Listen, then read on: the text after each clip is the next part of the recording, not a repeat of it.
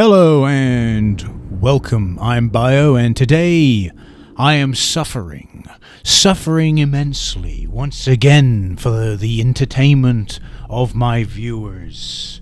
All 10 of them. Oh dear. So obviously I've been playing a lot of different games recently, and one of the things that kept cropping up in the back of my mind is, when am I going to actually play some true shovelware? You know, I've been playing simple series games, I've been playing more modern kind of games that I've just enjoyed recently, and I was thinking to myself, wait, you haven't done any real shovelware, have you, besides Kart Kings? I guess Kart Kings is really the only one you could say that's shovelware. But today, that changes, because, lo and behold, I decided to have a look at some Mere Mortals racing games. If you don't know who Mere Mortals are basically this budget shovelware developer that existed back in the day during the PlayStation 2 era, that mainly made shovelware video games for publishers such as Phoenix Games. They've been around since the PlayStation. They're the ones that made such absolutely great games as Sports Superbike 2, All-Star Action, Arcade Action 30 games, Board Games Gallery 10 games, Girl Zone, Manic Mole, Search and Destroy, Robin Hood The Siege 2. The list goes on. It goes on and on and on. And I did my own kind of set where I had a look at Mere Mortals video games on BioLies. And I realized they are kind of, in a way, like Brain in the Jar, another shovelware budget developer. But Brain in the Jar focused solely on racing games, whereas Mere Mortals just went into whatever they could. But they have made a fair amount of racing games. And seeing as I am the arcade racing fan, apparently, I thought, hey, I'll play some of them. Now, I don't know how many I'm going to play exactly, because I'm going to be making this video in like segmented. But I'm going to be playing some Mere Mortals racing games. And I'm going to be starting off with Doomsday Racers. Yes, this absolutely abysmal, terrible racing game. And there's going to be a theme throughout the entirety of this video. They're probably all going to be bad. So far, I've played them all before anyway, if they're part of Phoenix Games and Mere Mortals. So I've probably played all of the ones I'm going to feature, more than likely. And they're all terrible games, but how terrible are they? Because when I initially played them, I only played them for a very short period of time. The difference is, as I've played these a little bit longer, all of 10 minutes longer. In some cases, probably would be the case. Well, at least that's the case for Doomsday Racers. Doomsday Racers was released in June 17th, 2005 on the PlayStation 2 and PC. It is an incredibly small game. There's 3 cups in the entire game. You have the Neutron Cup, the Gamma Cup, and the Galactic Cup. How does that have anything to do? This is Doomsday Racers. I expect a post-apocalyptic Earth. And yet, literally the only tracks in the game are Red Desert and Space Base. Red Desert and Space Base. Why? Red Desert makes sense. Why Space Base? I don't know. I don't ask questions. And literally it is, they've made like a couple of tracks, and they've done that stupid thing that Neko Entertainment did with the Crazy Frog Racer game, and they've split that track, that big track, into smaller tracks. So even though you're looking at this big massive track, which should be just the normal track anyway, instead you're looking at only a segment of that track that you're having to race.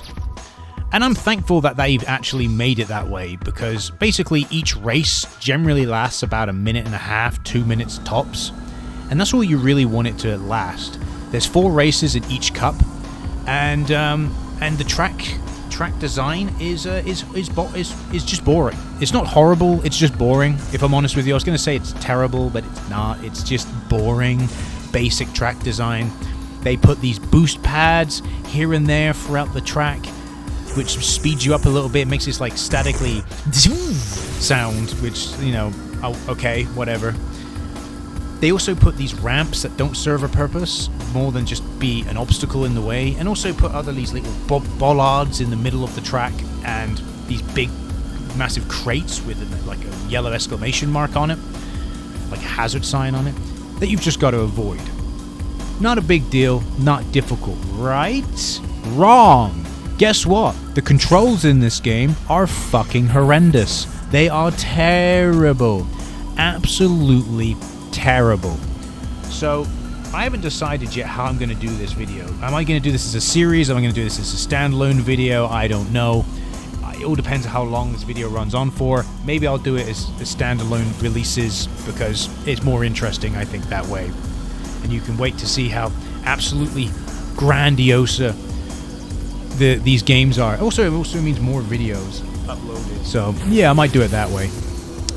So, why are the controls so absolutely terrible? It's because they make no sense. They are some of the worst racing controls I have had the displeasure to use. So acceleration's fine. It's fine. It's the turning that fucks the entire game. So the turning in the game is incredibly inconsistent. You can turn two ways, either the D-pad or the analog stick. If you use the D-pad, you turn too slowly. In other words, it's completely and utterly useless. There's no point using the D-pad because you just, when you reach a corner, you press on the D-pad and the car will turn way too slowly and you end up going up the side of the ramp. Because guess what? Each of the tracks is like a half pipe, which is terrible track design because the physics in the game are not built for that. So if you go up that half pipe, guess what happens? The game spazzes out. Well, your car spazzes out and the controls spaz out is what happens. And it also ties into why the turning is terrible. So you can't use the D-pad to turn because it turns too slow. So you have to use the analog stick. But guess what? The analog stick turns too fast. And guess what? If you turn too fast, what happens? You go up that half pipe. Once you're up that half pipe, you might as well just press select and reset your vehicle because more than likely you're going to go and just fuck it. You know what I mean? You just go whatever. Hopefully I'll put some footage on screen that emphasizes how absolutely horrible this is, but it happens way too often to the point where you try your best to stay on the straight and narrow of the track, because if your car ever so slightly touches that slight lip, that slight going into the half pipe, guess what? There's a very high chance your car might spaz out and you have to reset or whatever. Now, that's the biggest fault this game has. The turning is absolutely horrendous. But the braking doesn't help either. You may think, oh, but press the square button. The brake should help. No, the brake doesn't help at all. Basically, if you brake, the brake is so on a dime. A brake on a dime. You know, it's so brake on the dime that it's just thinking about it, it's just making me go crazy here. If you brake while you're trying, obviously when you're going to brake when you're doing a turn, right? You brake when you go to turn, and guess what? Your car likes to do a little 180. In other words, you don't want to brake when you go into a 90-degree turn, because more than likely your car will turn too much, and then you'll be up the fucking half pipe going all spazzy mode. So you don't want to brake. So the best way to play this game is to, when you approach each corner, to decelerate, don't touch the brake at all, and turn into the turn, into the turn, whatever, with the analog stick. And that is the best way, because even if you're aggressive with the analog stick, you haven't got the acceleration there for the car to be shot up the fucking half pipe. So that is the best way to turn in the game, and it's how I managed to turn in the game. Now, there's also point number 3. No, there's also the other factor is obviously as you play the game, you unlock more cups and you unlock more vehicles. Now, there's only 3 vehicles locked in the game. I unlocked 2 out of the 3 vehicles. The third vehicle, I don't know how to unlock. I only assume I have to become first in every single race in the cup. I didn't come first, obviously, because the controls are fucking dog shit, but I think I did pretty well. In the Neuron Cup, I think in the Neutron, not Neuron, Jimmy Neutron, in the Neutron Cup, I believe I came first, I think, overall. But in the Gamma Cup and the Galactic Cup, I came second. So, in the Gamma Cup coming second, it didn't really matter, because it still unlocked the Galactic Cup and the new vehicle. But when I completed the Galactic Cup, nothing happened. No new unlock or anything. So, I can only assume that you need to beat all of the cups in first place. You've got to place in first place in all 3 of the cups to unlock the final vehicle. That may be the case, or it might just be a bug.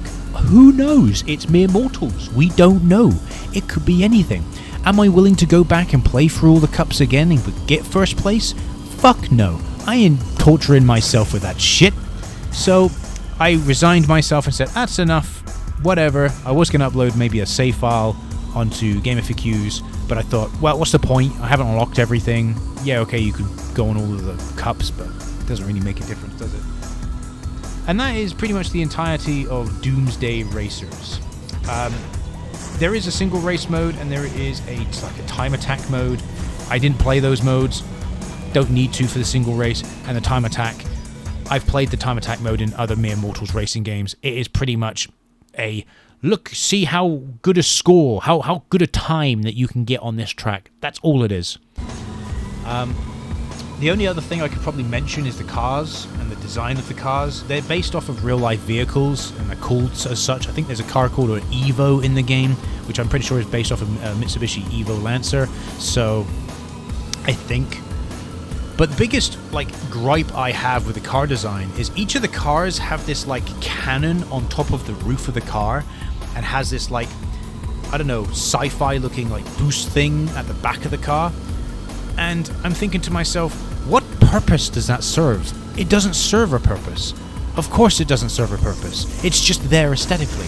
But it makes me think that at some point in the development, they wanted to add the ability to attack or shoot other racers, which Doomsday Racers, I would like to think that I could do that. Shoot other racers is Doomsday, right? Fight for survival or something along those lines. But no, they're just there aesthetically. They don't serve a purpose. And I assume it's the same for the little, I don't know, generator thing they've got on the back of the vehicle. So I can only assume they added them to make the cars look post-apocalyptic, which it doesn't. It just makes the cars look stupid because you've got things on it that aren't being utilized at all. So why are they even there? So I don't know. So yeah, and that's the entire game, pretty much. Right? I'd love to read what the back of the box says, but on GameFAQs, the back of the box is in German. Of course it is. So whatever. It says there's 9 post-apocalyptic vehicles, I think, or maybe 9, because there's 12 tracks. I know there is. Obviously, there's actually 4 tracks in the game, but each of those tracks have 3. They're split into 3 separate tracks. So that makes 12, right? 4, 12, yeah. 2 for Red Desert and 2 for Space Base. So 9 post-apocalyptic cars, I think it says here in German. I don't know German, so I can only assume that's what it is. I don't know. But like I said, I think I've got 8 of them unlocked, but not the 9th one. But there you go, that's Doomsday Racers. I have nothing more to say on this game, besides never play this game. Don't play it. It's not a good game. It's just a horrible, terrible excuse for a racing game, and I'm looking forward to playing more of them. I've got, in the folder I've got 6. I've got 6 I'm looking at. So, and I'm not looking to play through them and beat the games. I'm looking to just spend as much time as I can with the games. In the case of Doomsday Racers, I think I spent, let me check. I can even check right now. Let's check, shall we? How much time did I spend with Doomsday Racers in total in terms of recording length? 28 minutes and 44 seconds. There you go. I spent 28 minutes and 44 seconds with the game. Because that's how long it took to beat the cup. To play through all 3 cups. Again, each race is 1.5 minutes to 2 minutes. So yeah, you can argue that, oh, you haven't played much of the game, but what else is there to play besides me going back and getting first on all the races, which would be a struggle because of how horrendous the controls are. or how the game handles and controls. So yeah, I don't think I'll do that. But yeah, don't play this game. Take my word for it. I've been Bio. Thanks for watching, and I'll see you in the next video. Goodbye. I also forgot to mention the music. There's like one track in the game, and it gets boring very quickly. So there you go.